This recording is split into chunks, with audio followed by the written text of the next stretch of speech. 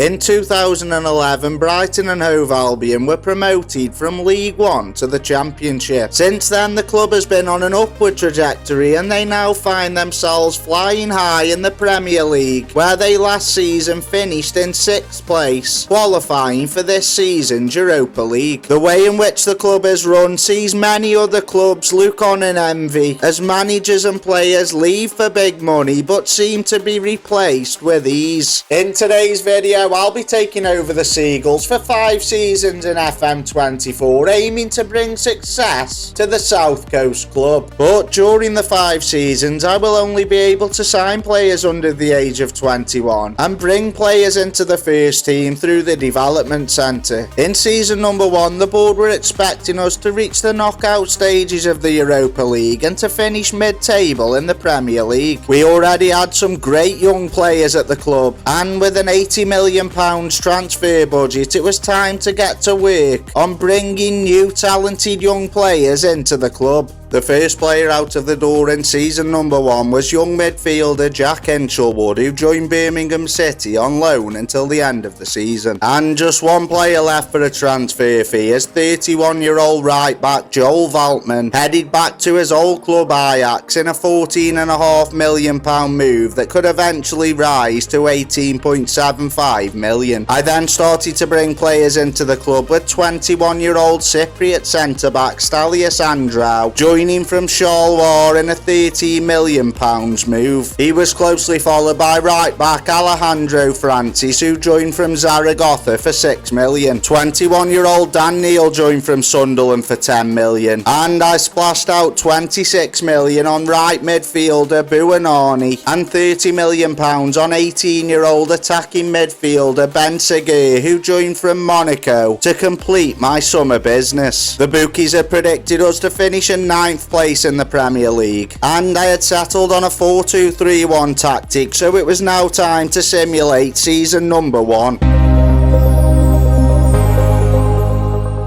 The bookies had got it right in season number 1 as we finished our Premier League campaign in 9th place on 56 points, losing 12, drawing 11 and winning 15 of our 38 games. It was disappointment in the FA Cup as we were knocked out by fellow Premier League side Fulham in the 4th round, but we had a much better Carabao Cup campaign as we made it all the way to the semi-final, where we were eventually beaten 4-2 on aggregate by Man City, who surprisingly lost the final to eventual winners Brentford in a penalty shootout. Our first season in Europe was a disappointment as we only finished 3rd in our Europa League group, meaning we were out of the Europa League. This did send us into the Europa Conference League knockout playoff round, but after a 3-2 aggregate defeat to Eintracht Frankfurt of Germany, we were sent crashing out of Europe. New signing Ben Seguir hit 12 across the season, with on loan Ansu Fati finishing top scorer with just 13 goals. I was hoping for a much better season number 2 from my Brighton side, and the board had given me almost £60 million to improve the squad over the summer in time for season number 2. 4 players left the club for money in the summer of season number 2, with the first being centre-back Noel Atom, who joined Fulham in a £3.8 million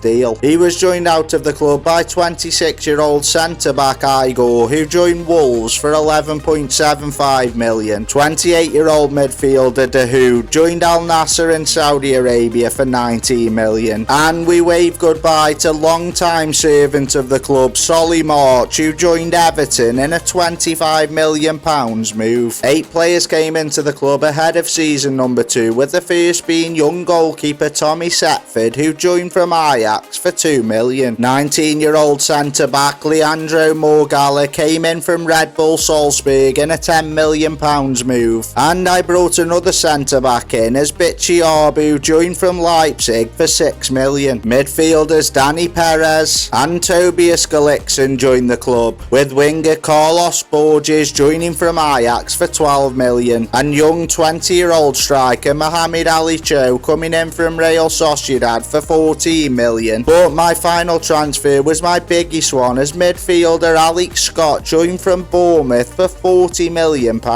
I was sticking with the same tactic from season number 1, but this time the bookies were predicting us to finish in 11th place in the Premier League, so it was time to simulate season number 2 and see if we could improve on last season's 9th place finish.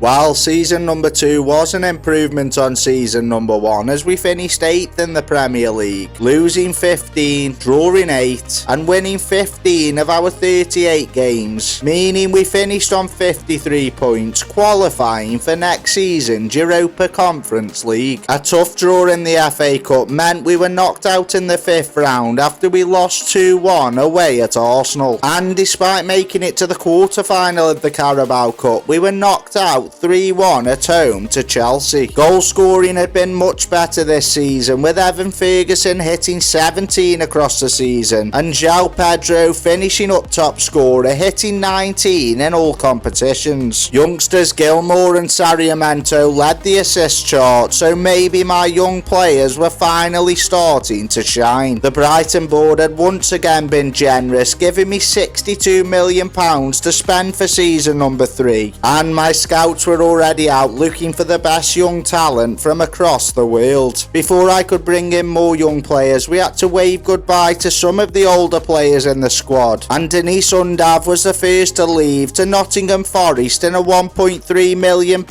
deal. He was followed out of the door by Adrian Mazalou, who left for £9.75 million, and it was time to say goodbye to 33-year-old centre-back Lewis Dunk, who headed to Al Shabab for £10 million. My first transfer into the club for season number 3 was right back Drew Barrera, who joined from New York City for £2.1 million. 19-year-old French centre-back Mupio joined from Nantes for £15 million, and they were joined in defence by talented German left-back Tom Roth, who joined from Dortmund in a £15.5 million deal. 18-year-old Norwegian central midfielder Naipan joined from Rosenborg for £6 million, and the signing of the summer and final transfer into the club was right midfielder Rooney Bargy, who joined from FC Copenhagen in an £18 million deal. So the average age of my Brighton squad was dropping season by season, and season number 3 would see me change tactic to a 4-3-3 as we were battling in the Carabao Cup, the FA Cup, the Europa Conference League and the Premier League, where the bookies were predicting us to this season finish in 10th place. And with all that said, it was now time to simulate season number 3. Season number 3's Premier League campaign was our best of this rebuild to date, as we finished on our highest points total, hitting 60 points and winning 18 of our 38 Premier League games. But it was once again disappointment in the FA Cup as we were knocked out in the 5th round, losing 1-0 at home to Chelsea, and the Carabao Cup saw us suffer an embarrassing 3rd round defeat to League One Charlton. Remember though, we still had the chance to salvage the season in Europe, so how did our Europa Conference League campaign go? Well, the league phase went almost perfectly as we won 5 of our 6 games, losing just 1 and finishing 2nd, meaning we were heading straight into the last 16 of the Europa Conference League. Here we faced French side Nice, and after a 4-2 aggregate win, we were heading into the Europa Conference League quarter-finals. Here we faced Swedish side Elfsborg, and a comfortable 5-1 aggregate win saw us heading into the semi-final. Here we faced Italian side Roma, and a 3-1 win away from home and a 3-1 win at home meant that we won the semi-final 6-2 on aggregate, and we're heading into the Europa Conference League final, where we would face Greek side Panathinaikos in the Portuguese capital of Lisbon. And a goal from João Pedro and 2 goals from striker Evan Ferguson Ferguson saw us lift the first trophy of this rebuild and the first European trophy in Brighton's history. So it had been an unforgettable season from this squad, as 6 players got into double figures, and despite suffering a broken ankle, Evan Ferguson still managed to hit 12 goals in just 29 starts, with João Pedro once again finishing top scorer with 16 goals in 30 games. Next season would see us challenging in the Europa League, and the Brighton board had given me almost £50 million to strengthen the squad for season number 4. Season number 4 saw Jack Hinchelwood head to PSG after his contract had run down. 27-year-old midfielder Jacob Moder headed to Al Hazam in Saudi Arabia for £2.3 million, and the final sale ahead of season number 4 was Dan Neil, who had failed to make an impact since signing from Sunderland and left for Coventry for £2 million. Promising young goalkeeper Oscar joined from Villarreal in Spain for £10 million. He was followed into the club by attacking midfielder Makembo Natimo, who joined from Standard Liège in Belgium for £16 million. And the final player in this summer was 19-year-old striker Kusi Asari, who joined from AIK in Sweden for just £1.7 million. The bookies were predicting us to finish in 10th place in the Premier League, but I felt we could do much better, and after changing to a 4-2-4 tactic, it was now time to simulate season number 4.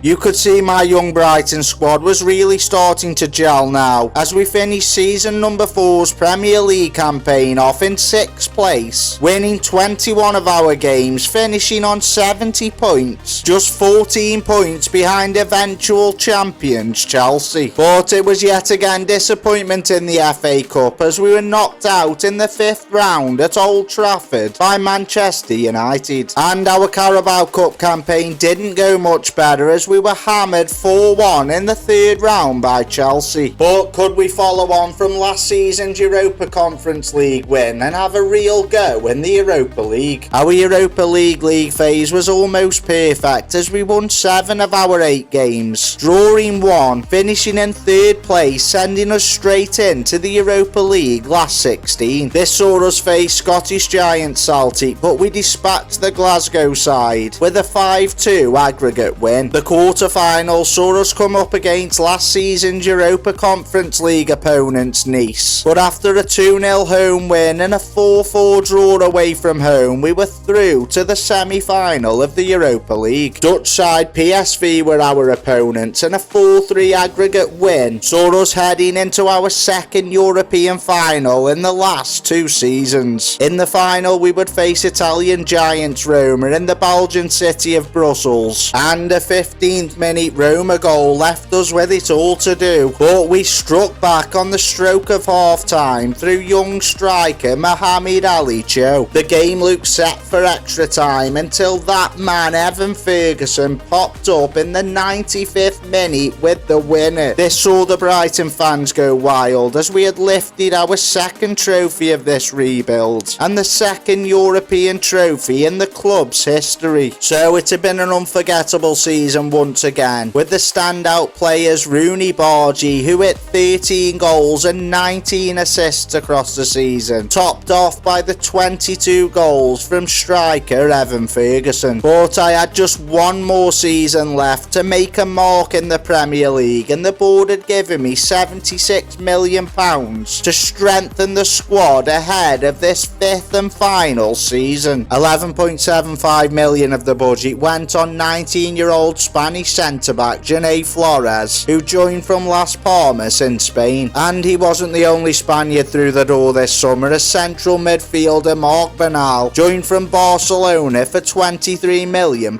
Serbian wing-back Dusan Ivanovic joined from Partizan for £4.7 million. And the final transfer into the club was Argentine 20-year-old winger Luca Andrade, who joined from Boca Juniors for just £12.5 million.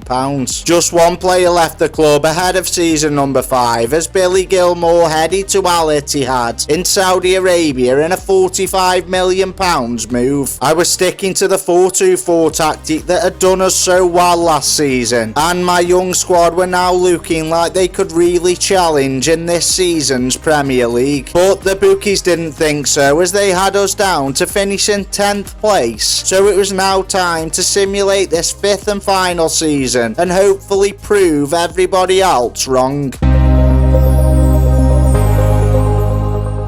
While my young Brighton side certainly proved everybody wrong in this final season, as we won the Premier League on 83 points, winning 26 of our 38 games across the season. However, our final FA Cup campaign ended in disappointment once again, as we were knocked out in the 5th round, losing 4-1 to Southampton. The Carabao Cup didn't go much better, as we were thrashed in the 4th round, losing 6-1 at Old Trafford to Manchester United. But our Champions League phase went brilliantly, as we won 5 of our 8 games, drawing 3, finishing in 3rd place, meaning that a double was still on in this final season. But our dreams of a Premier League and Champions League double were dashed, as despite winning 3-1 in the home leg, we were defeated by Italian side Napoli 5-4 on aggregate, sending us out of Europe. Despite the disappointment in Europe and all of the domestic cups, I couldn't have asked for much more from this young Brighton squad, as they pulled off the unthinkable, winning the Premier League title. The standout performers for the season were Naipan Rooney Bargi, Evan Ferguson and striker João Pedro, who hit 27 goals in all competitions across the season. It was now time to leave Brighton with this amazing young squad, who in my 5 seasons had won a Europa Conference League, a Europa League and a Premier League title in my final season at the club. So everybody, that's it for today's video. I do hope you've enjoyed it. If you're enjoying these rebuilds, please consider subscribing to the channel, hit the like button, and I'll see you all in the next one.